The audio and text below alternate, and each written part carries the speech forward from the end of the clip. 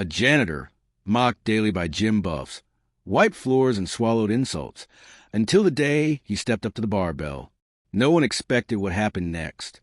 This is the story of how the Invisible Man became unstoppable. Before we dive in, hit subscribe, like this video, and turn on notifications.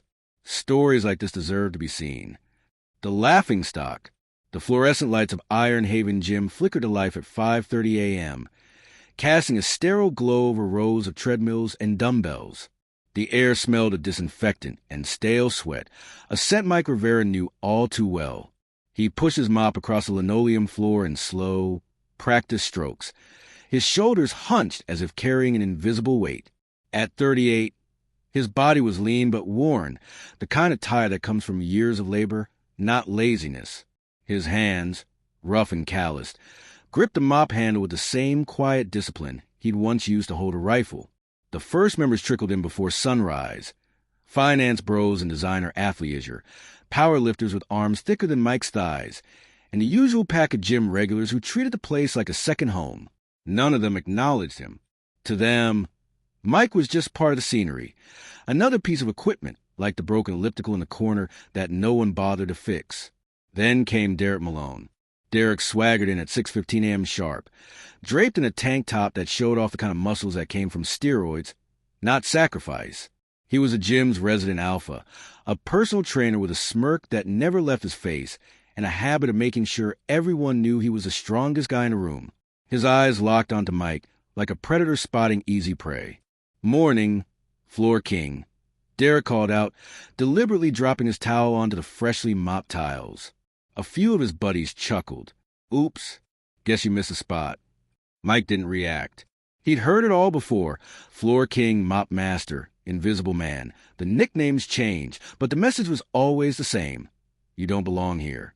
He bent down, picked up the towel, and tossed it into the laundry bin without a word. Derek's grin faltered for half a second, annoyed that his taunt hadn't landed. He turned to his crew. Man, I'd hate to wake up every day just to clean up after other people. Talk about a dead-end life. One of the guys, a beefy kid named Tyler, laughed a little too loud. Maybe he's training for the World Janitor Olympics. Mike kept mopping. But beneath the silence, something simmered. A glimpse of the past.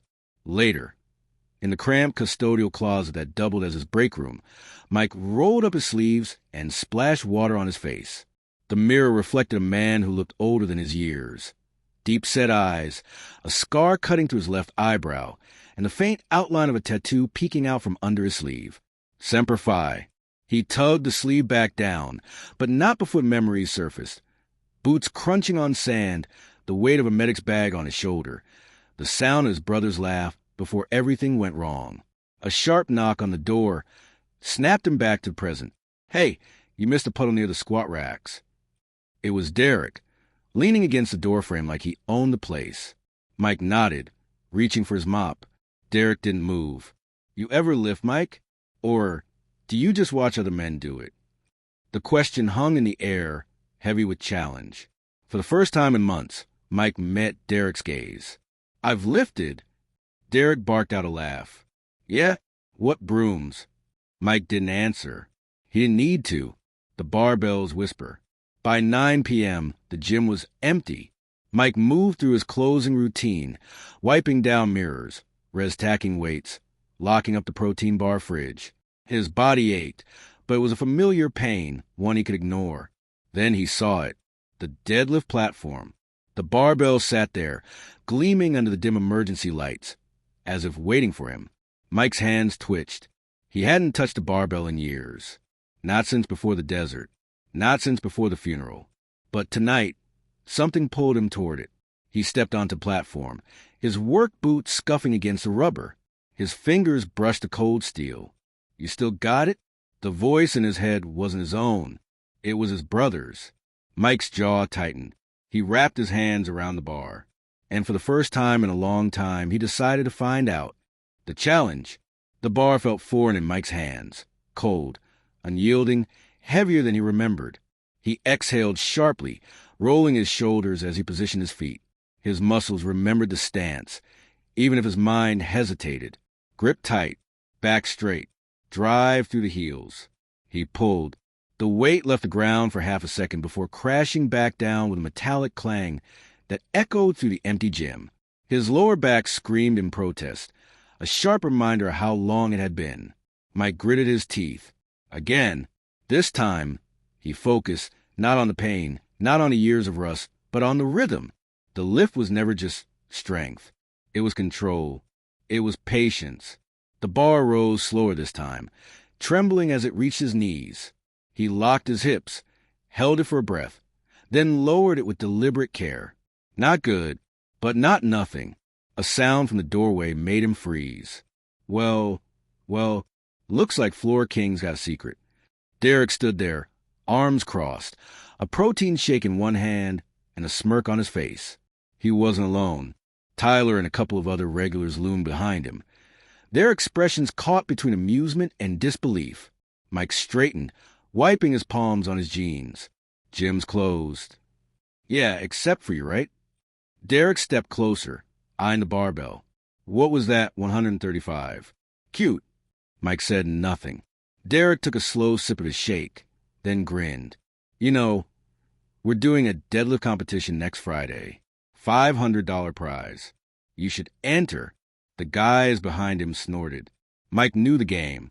Derek didn't think he'd do it. This was just another way to humiliate him. But something in him, something buried deep, stirred. Sure, Mike said. Derek's smile flickered. Wait. Seriously. Mike held his gaze. Yeah, seriously. For a second, the gym was silent. Then Derek burst out laughing. Oh, this is going to be good. He clapped Mike on the shoulder, too hard. Don't worry, man. We'll go easy on you. Maybe let you lift the empty bar. The group howled as they walked out, their laughter trailing behind them. Mike waited until the door shut. Then he looked back at the barbell. What the hell did I just do? The ghost in the mirror. Later, in the dim light of his apartment, Mike stood shirtless in front of the bathroom mirror. The scars told stories, some from the war, some from after. His ribs pressed a little too sharply against the skin. He wasn't the man he used to be. His phone buzzed on the sink. Another reminder from a VA. PTSD group. Tomorrow, 10 a.m. He swiped it away. On the counter, next to his keys, lay a faded photograph. Him and Danny, arms slung over each other's shoulders. Both in uniform, both grinning like they'd lived forever. Danny had been the lifter. The strong one. The one who dragged Mike into the gym in the first place, back when they were kids. Come on, Mikey. One more rep, you got this. Mike's throat tightened. He flipped the photo face down. The first step. The next morning, Mike arrived at the gym an hour early. He didn't bother with the mop. Instead, he walked straight to the rack and loaded the bar, just 185, a weight he used to warm up with. His hands shook as he gripped it. This is stupid. You're not ready. He pulled anyway. The bar moved slower than he wanted, but it moved. He did 5 reps, his breath ragged by the end. Forms a little rough, but not bad. Mike turned. Sarah Chun, one of the gym's few female regulars, and a nurse at the local hospital, leaned against the squat rack, arms crossed. She wasn't smirking like the others. She was studying him. Mike wiped his face with his sleeve. Didn't know anyone was here. Shift change, she said, nodding to her scrubs. I come in early. She paused. You're really doing the competition? Mike shrugged. Guess so. Sarah watched him for a long moment. Then quietly, you're holding your breath. That's why your lockout's weak. Mike blinked. She stepped forward, demonstrating. Exhale up. It'll help. Mike tried it. The next rep felt smoother. He didn't thank her, but he nodded. Sarah smiled slightly. Derek's max is 405. Just so you know. Mike's stomach dropped, a number he hadn't touched in years. Sarah walked away, leaving him with the weight of that number, and the unspoken question, can you still do it? The setback. By Friday, Mike's hands were raw. He'd spent every spare minute lifting, ignoring the ache in his joints, the blisters on his palms. He'd worked up to 315, still 90 pounds short of Derek's best. But he was getting there, until Derek caught him. Mike was mid-lift when the gym speakers suddenly blared to life, heavy metal screeching at full volume. He lost focus, the bars slipping from his grip. Derek stood by the sound system, grinning. Oops, did I distract you? Mike ignored him, re-racking the weights. Derek sauntered over. You know, I've been thinking, a guy like you probably can't even afford the entry fee. Mike kept his voice flat. There's a fee. Damn right, $50. But for you? Derek leaned in. Let's make it interesting. You lose. You clean my car, inside and out. The gym had gone quiet. Everyone was watching. Mike met Derek's eyes. And if I win? Derek laughed. You won't. If. Derek shrugged. Then I'll shut the hell up about you forever. Mike held out his hand. Deal. Derek shook it, squeezing too tight. Looking forward to my free car wash. As he walked away, Mike flexed his aching fingers. 1 week. He had 1 week to do the impossible, and no idea if he could. The grind. The alarm blared at 4:30 a.m., jolting Mike awake before the sun had even considered rising. His body protested as he rolled out of bed, every muscle stiff, his lower back a dull, persistent ache. He stood under a scalding shower, letting the water loosen the knots, his mind already fixed on the barbell waiting for him. By 5 a.m., the gym was still locked, but Mike had a key.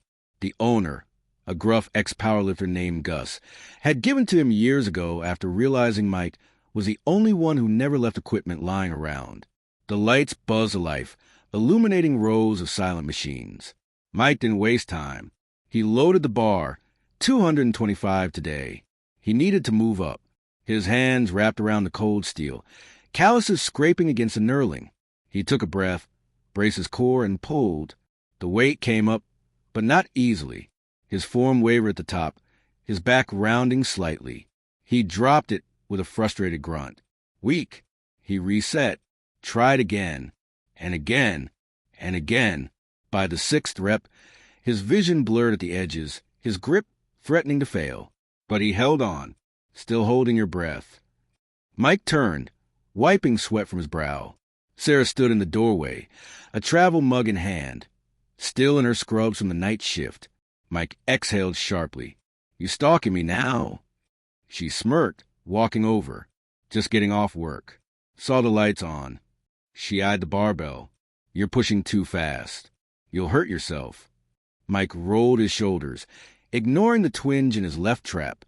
Don't have much time. Sarah set her mug down and stepped closer. Then work smarter. She motioned to bar. Show me your setup. Mike hesitated, but he had nothing to lose. He positioned himself, gripping the bar. Sarah circled him like a coach, her gaze sharp. Your hips are too low. You're squatting it, not deadlifting it.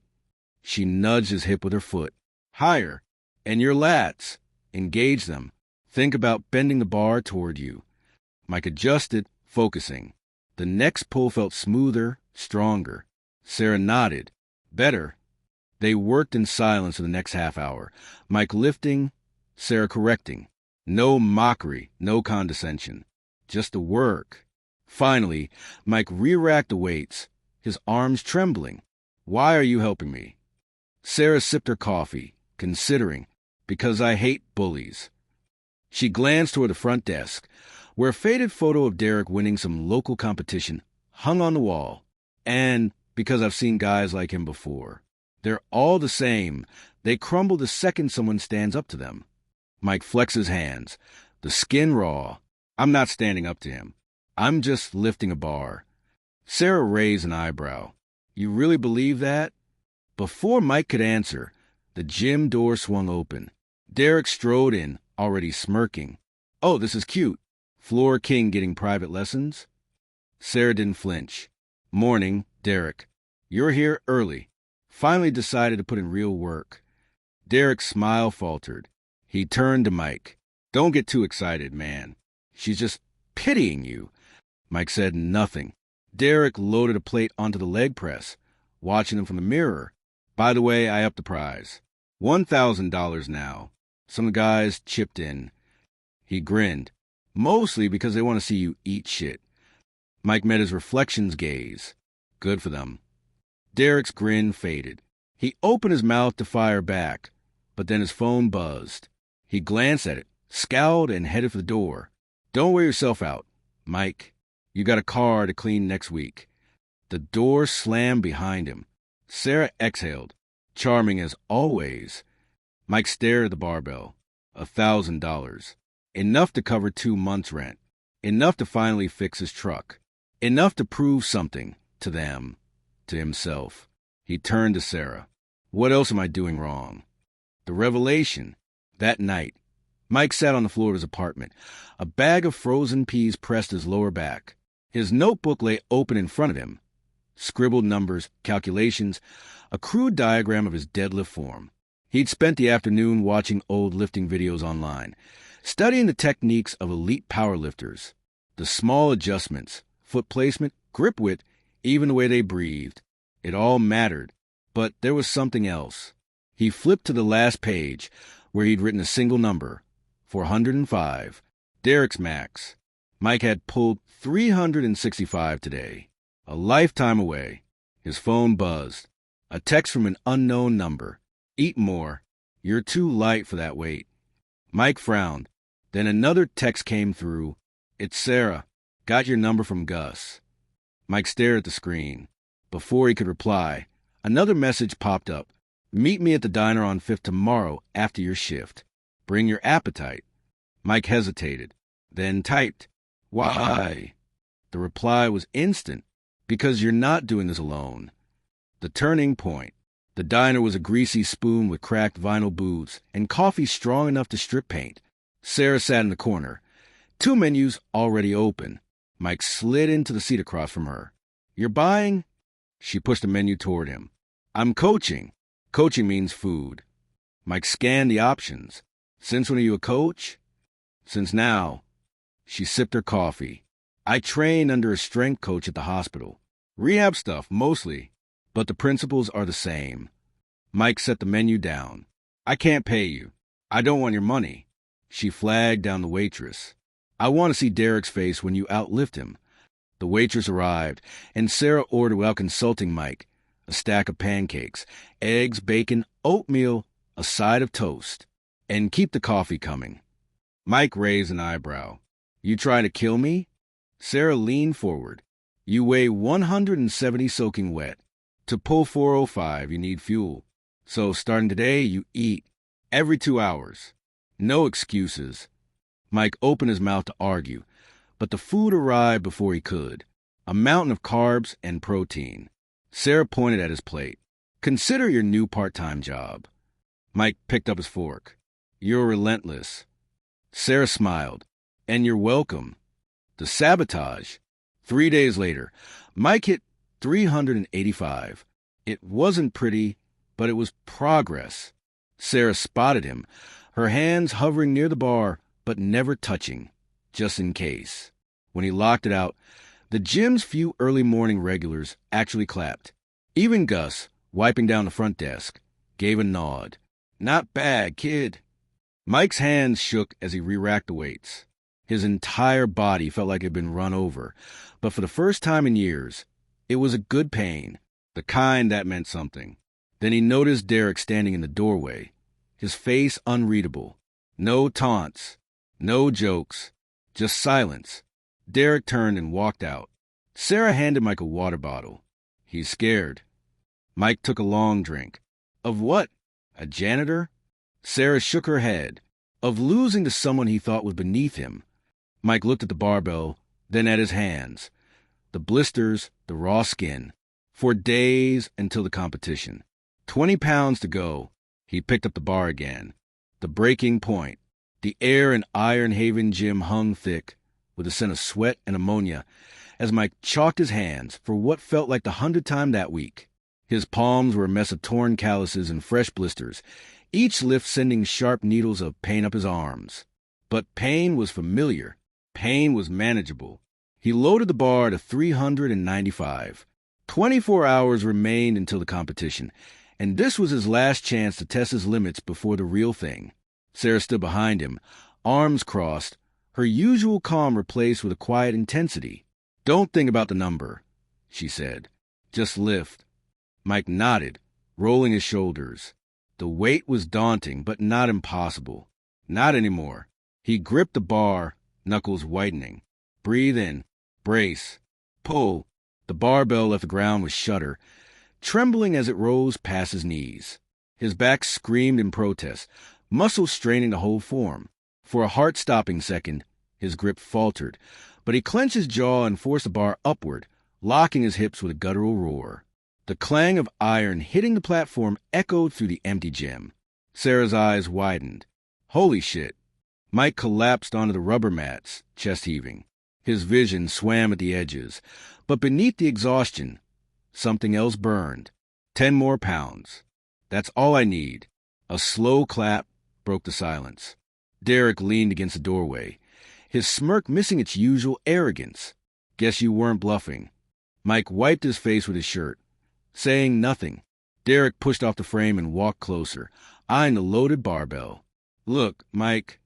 He hesitated, uncharacteristically unsure. You should know.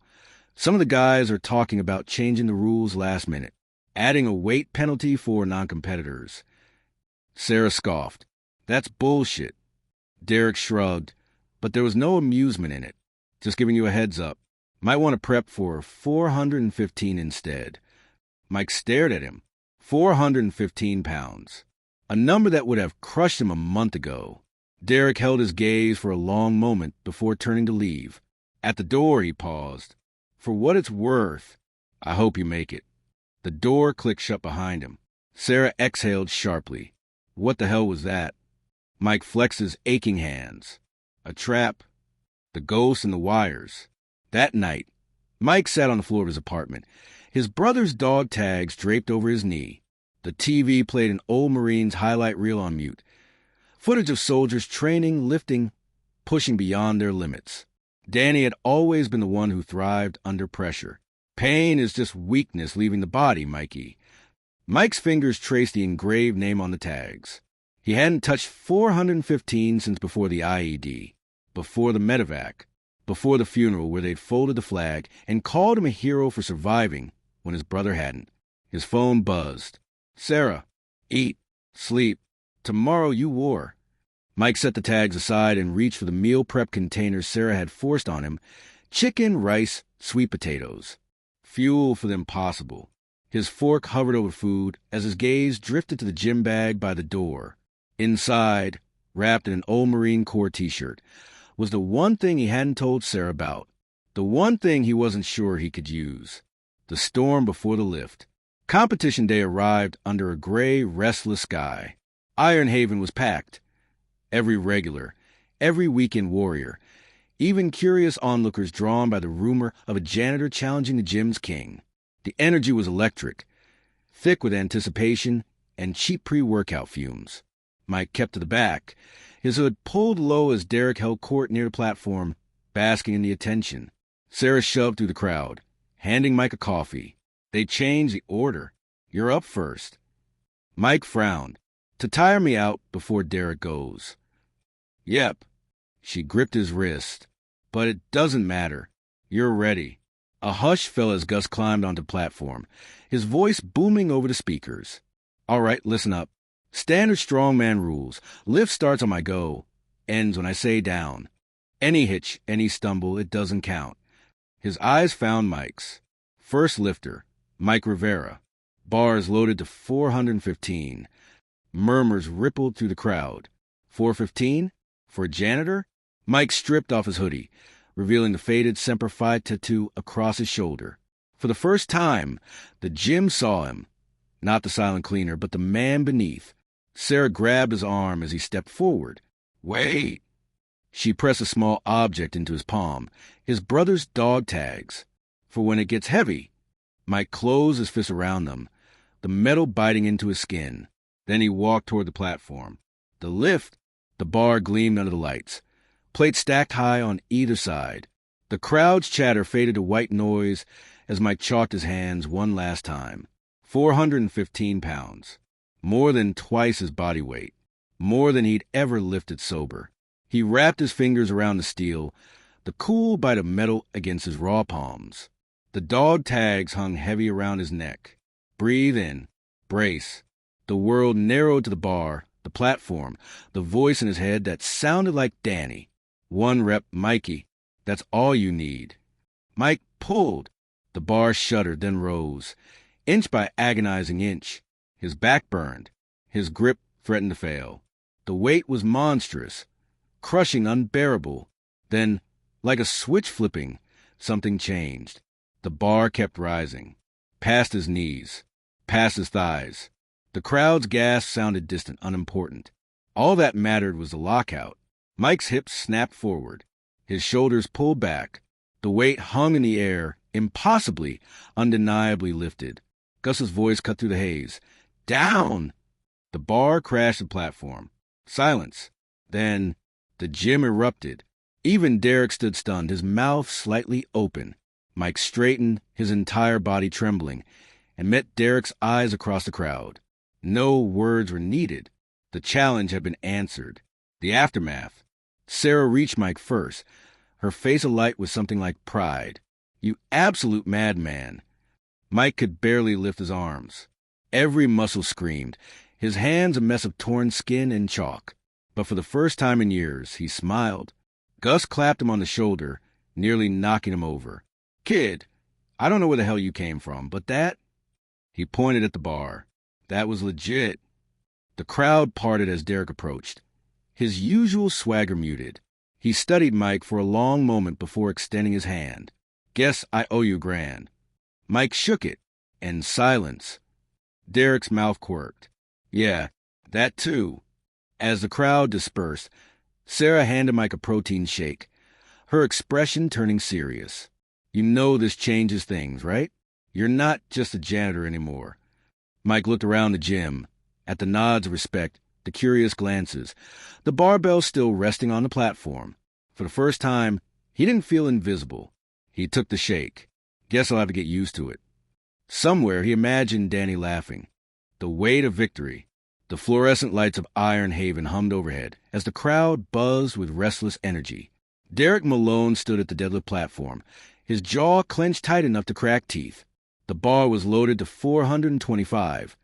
20 pounds over Mike's lift, a number Derek had chosen to reclaim his dominance.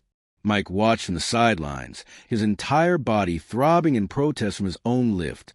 Sarah stood beside him, arms crossed, her gaze locked on Derek. He's panicking, she murmured. Derek chalked his hands aggressively, the white powder puffing into the air like smoke. He shot a glance at Mike, something unfamiliar flickering in his eyes. Not anger, not even pride. Fear. Derek gripped the bar, pulled. The weight didn't budge.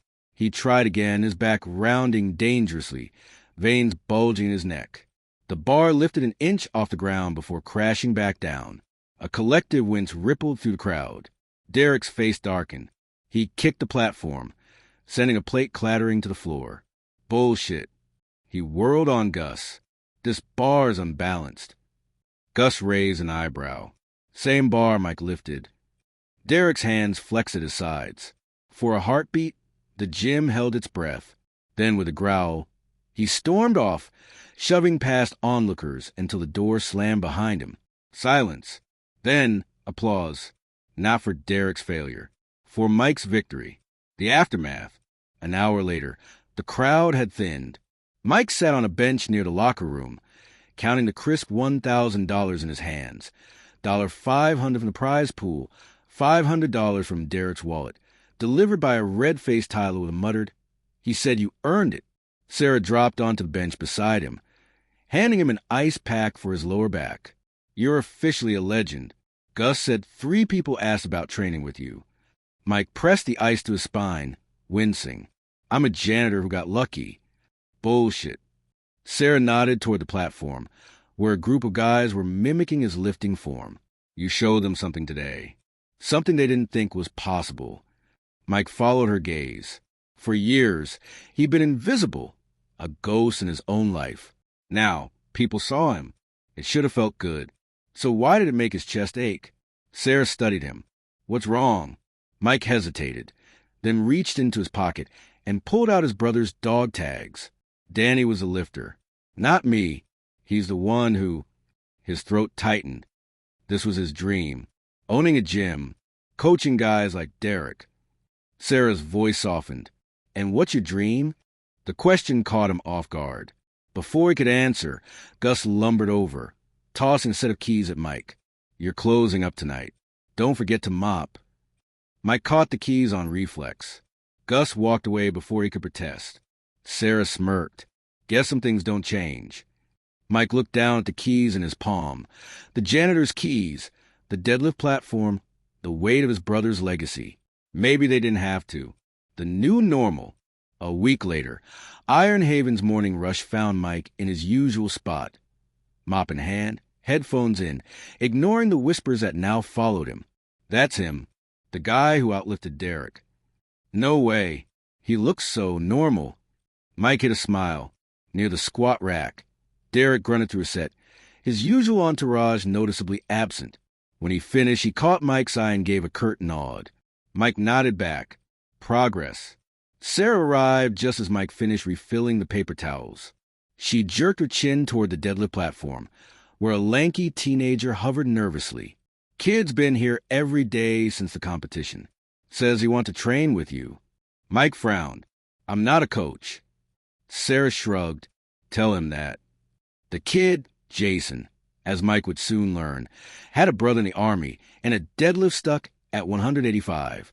Mike knew that story. He sighed, setting the mop aside. Grip wider, he called. Jason startled, then beamed.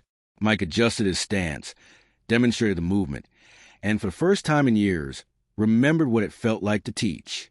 The legacy. That night, Mike hung Danny's dog tags on the gym's bulletin board, right beside the competition photos.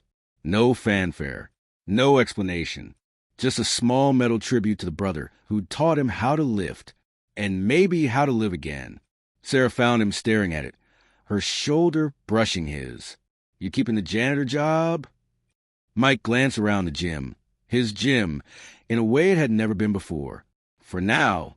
Sarah smiled. Good. Because some transformations aren't about becoming someone new. They're about remembering who you always were. If this story resonated with you, hit that like button and share it with someone who needs a reminder. Strength isn't about the weight you lift. It's about the burdens you choose to carry. Subscribe for more tales of everyday heroes. Stay strong.